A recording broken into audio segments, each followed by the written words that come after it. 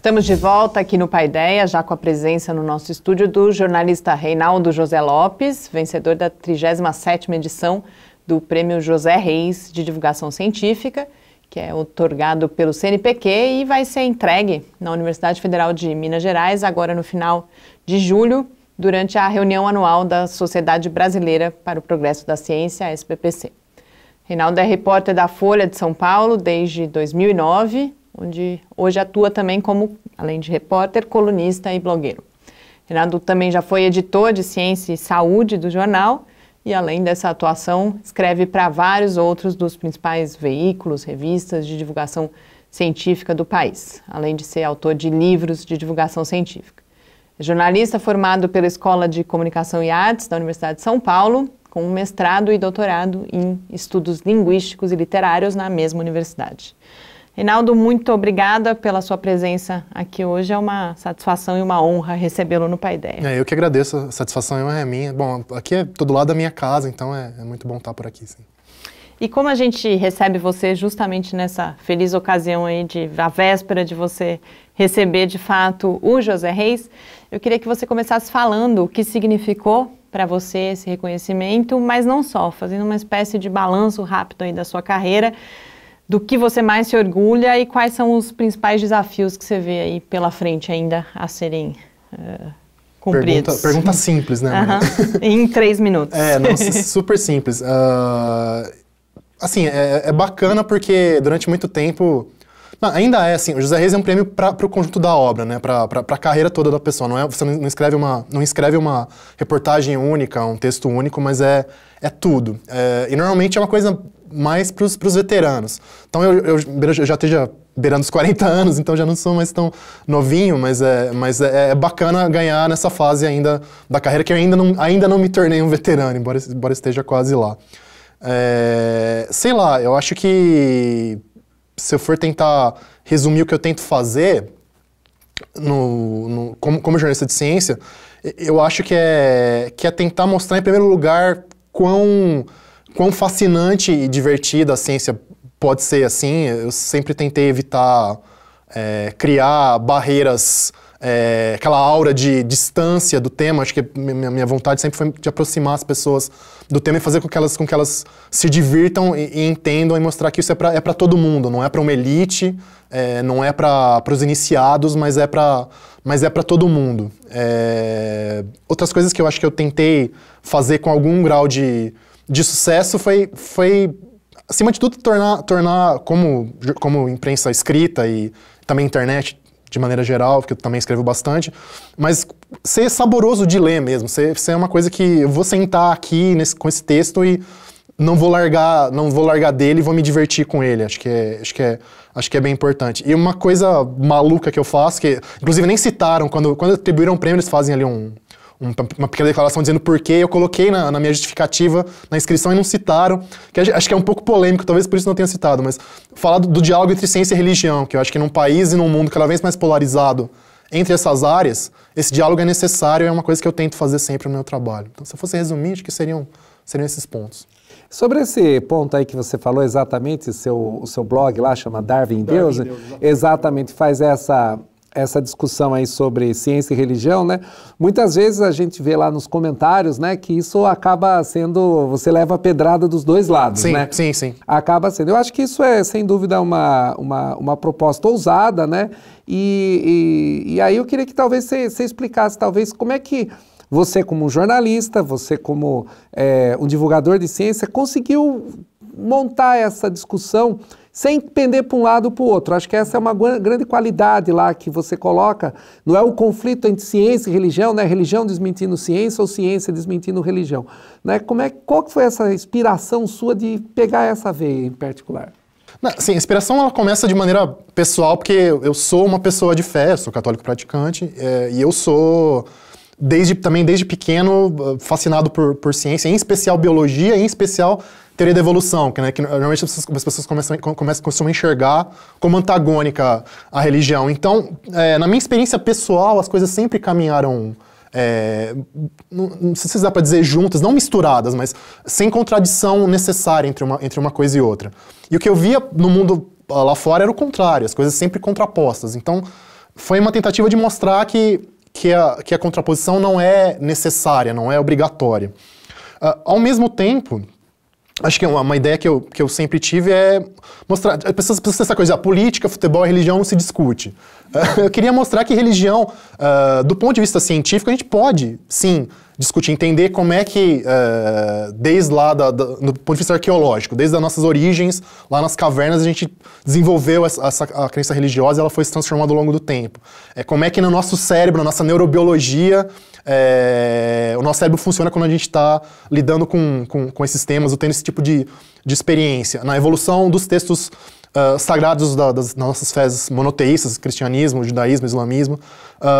Então mostrar que dá para você aplicar as ferramentas da ciência para entender como a religião surgiu e se transformou, e que isso não necessariamente é uma coisa feita para você derrubar a fé das pessoas, mas para mostrar que essa fé ela tem um contexto biológico e histórico que é importante ser conhecido para você não transformar aquilo no fundamentalismo, numa coisa que mais separa as pessoas do que as une. Acho que é meio por aí a pegada que eu tento imprimir ao blog e às matérias, aos reportagens que eu faço sobre o tema também. Você falou, dá para usar a ciência, né? A gente tem esse diálogo possível, mas eu acho que tem um outro aspecto que talvez seja importante também que você poderia comentar, que é o oposto, que é a questão de que elas são duas formas diferentes e não necessariamente concorrentes, como você coloca, da gente olhar para o mundo. E que então, aquilo que também não combina, tudo bem não combinar. Não, se a gente fato. ficar, porque senão a gente vai para o fundamentalismo também, né? De falar, a ciência fala, não, isso não vale, ou a religião, por exemplo, negar a ciência. Pois né? Você também não cai nem no fundamentalismo religioso, nem no cientismo, né? O pessoal usa o termo cientismo, que seria um fundamentalismo científico, de certa maneira. Eu acho o seguinte, a religião, e aí também outras áreas do conhecimento humano, né? A arte, a filosofia, elas tentam investigar perguntas que com o método científico é muito difícil de você investigar. Qual que é o experimento ou a observação empírica que você vai usar para dizer qual que é o sentido do universo ou da vida humana? O pessoal às vezes mesmo o pessoal muito que lida com teoria da evolução, Richard Dawkins e tal, eles tendem a dizer, não, a evolução mostrou que a vida não tem sentido e que nós somos só um cocôzinho cósmico. Tipo, eu não consigo entender como é que só a observação científica está te dando essa resposta. Você precisa de outras coisas.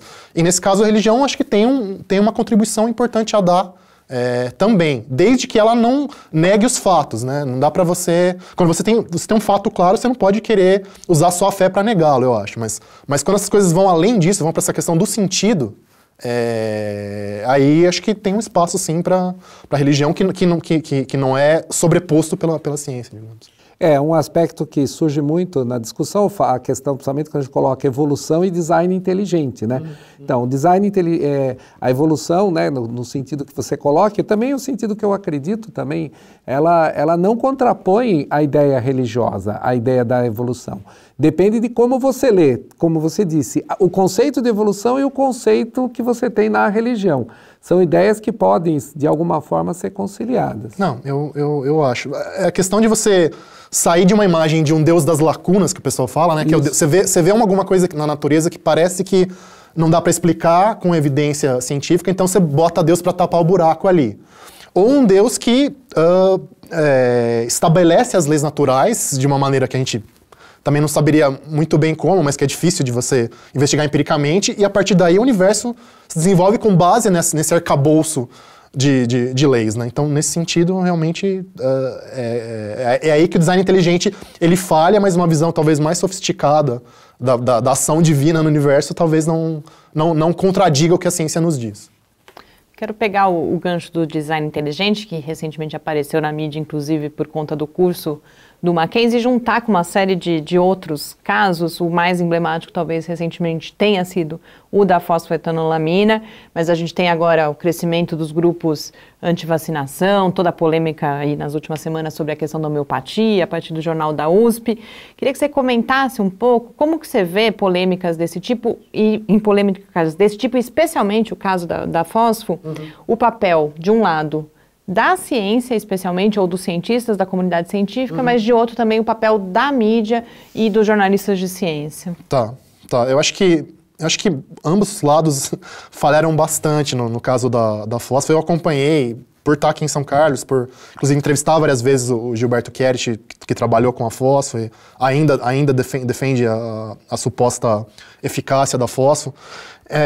Eu acho que a impressão que eu tenho é que a coisa começou do ponto de vista jornalístico, uma falta de compreensão de como são delicados e complexos os processos para você aprovar uma nova droga, que não basta um cientista isolado estar dizendo, olha, eu acho que funciona.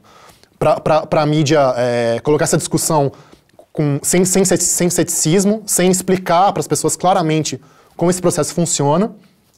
E, obviamente, teve problema lá atrás, que foi um problema durante décadas, na verdade, um problema localizado aqui de São Carlos, da USP talvez não ter sido mais intervencionista na distribuição da substância para quem era paciente, para quem estava procurando uma alternativa para o câncer.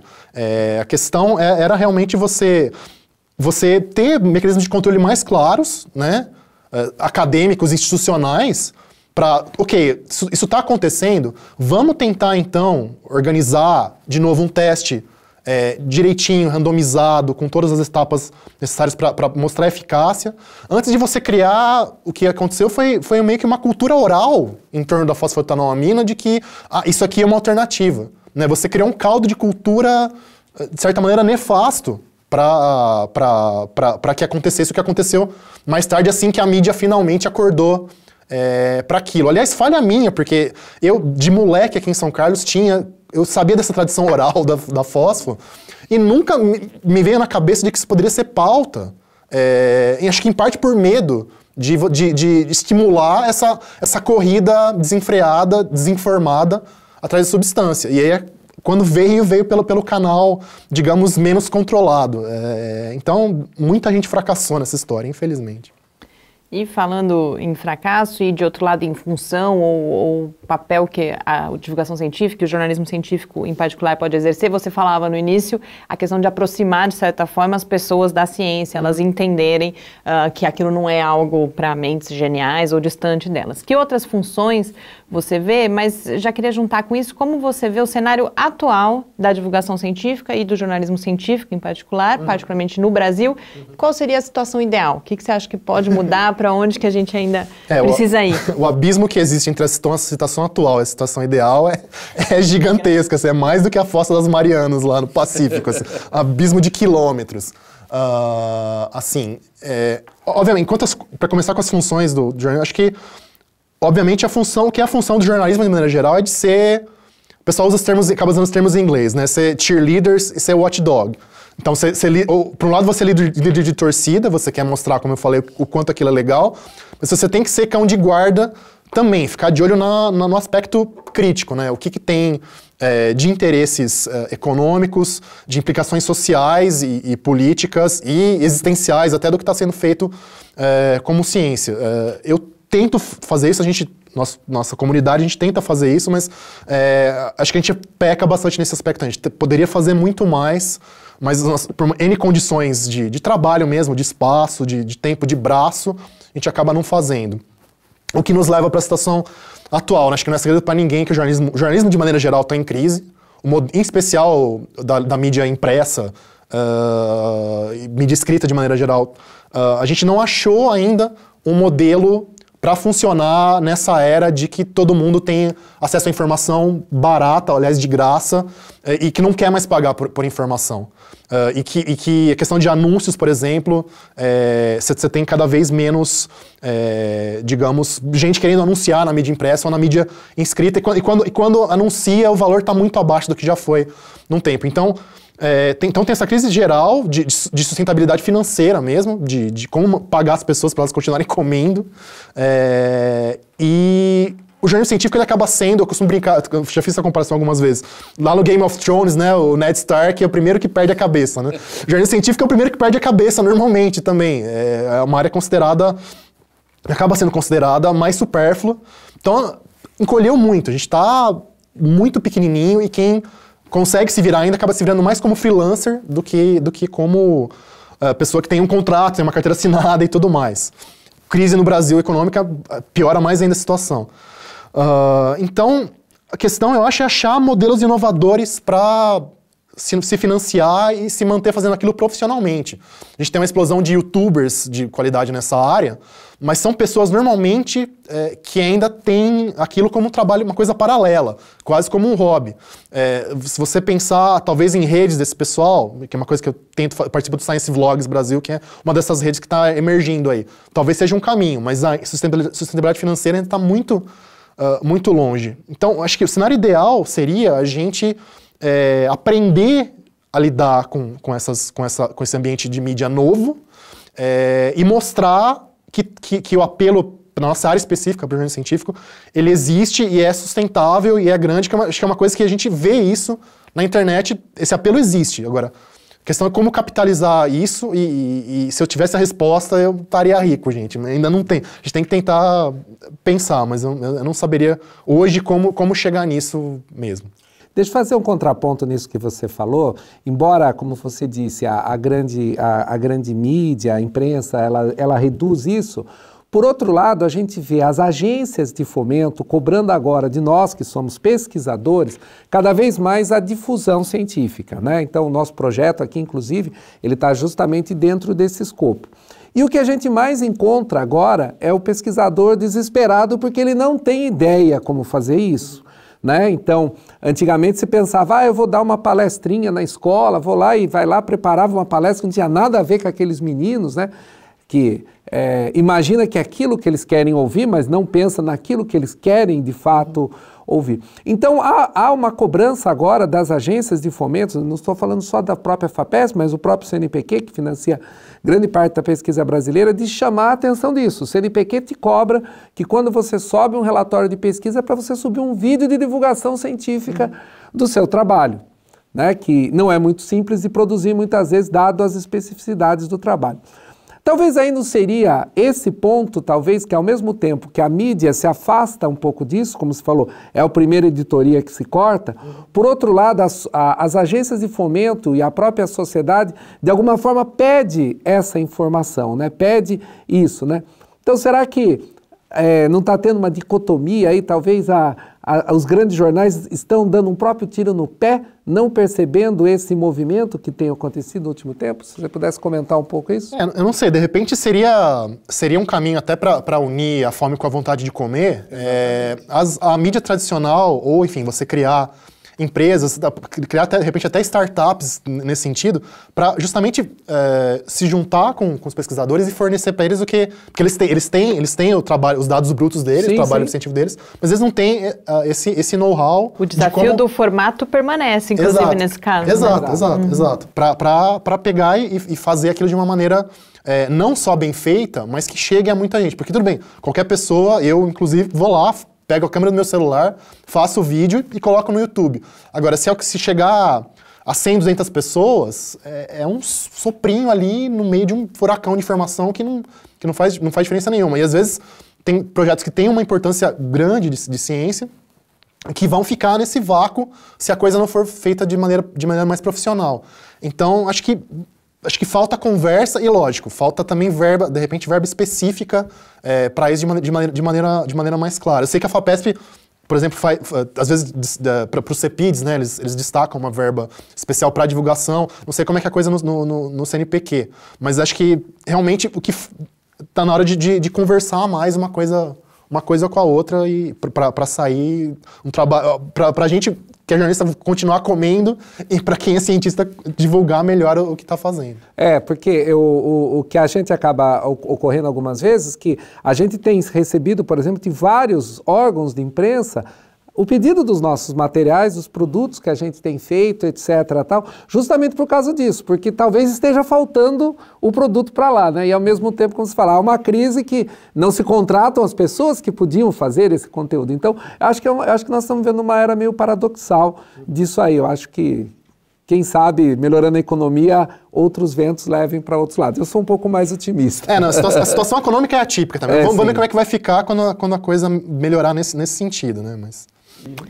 Vamos mudar completamente de assunto nesse finzinho agora, ou não, vai depender um pouco de você, mas eu falava no início, na sua apresentação, que você tem um mestrado, doutorado na área de estudos literários e linguísticos, e com um trabalho sobre o Tolkien, a obra do Tolkien, e agora, eu queria que você falasse um pouco da sua motivação para, você é um pesquisador também, para ter ido para essa área, e você também agora está com um livro ou no forno, ou algo que acabou de sair, que tem, de certa forma, é outro assunto, mas tem uma relação com esse trabalho, que você apresentasse um pouco esse lançamento aí. Eu sou meio movido a paixão nerd, a verdade é essa. Então, eu fiz o mestrado e doutorado, assim, com toda sinceridade, basicamente como hobby, por paixão, por amar o tema, assim. Eu acho que talvez a relação, que as pessoas talvez achem bizarra, mas ela é real. O Tolkien, dos autores de fantasia, talvez é o que mais se aproximava de um cientista. Porque o Tolkien era filólogo, e era o cara que estudava a evolução das línguas germânicas, o inglês e seus primos ali, né? Escandinávia, Alemanha, lá desde a Idade Média, desde a Antiguidade. E o que o cara fez foi transformar esse conhecimento e o que ele conseguia reconstruir da mitologia antiga desses povos, que em grande parte é uma mitologia perdida. A gente tem alguns textos da Idade Média que sobraram, mas muitos deles são fragmentários, ou muita coisa que a pessoa gostaria de saber, eles não sabem. Então ele meio que reconstruiu isso e criou o universo da Terra-média dele, né? Então, foi tentar, acho que, juntar essa vontade de entender história, arqueologia, origem de línguas, origem de mitos e o que isso impacta, talvez, na nossa vida.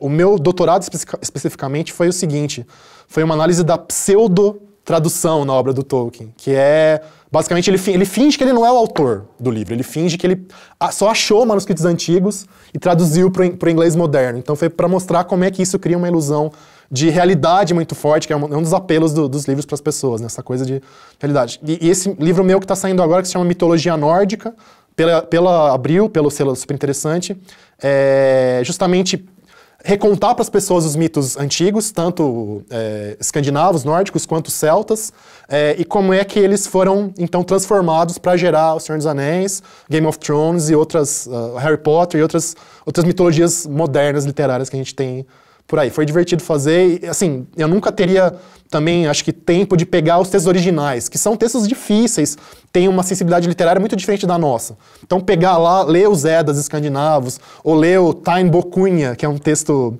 irlandês, muito interessante, um épico irlandês sobre roubo de gado. Mas já precisa fazer um épico, os gregos lá em Troia, e os caras vão lá e escrevem um épico sobre roubo de gado, mas é muito bacana.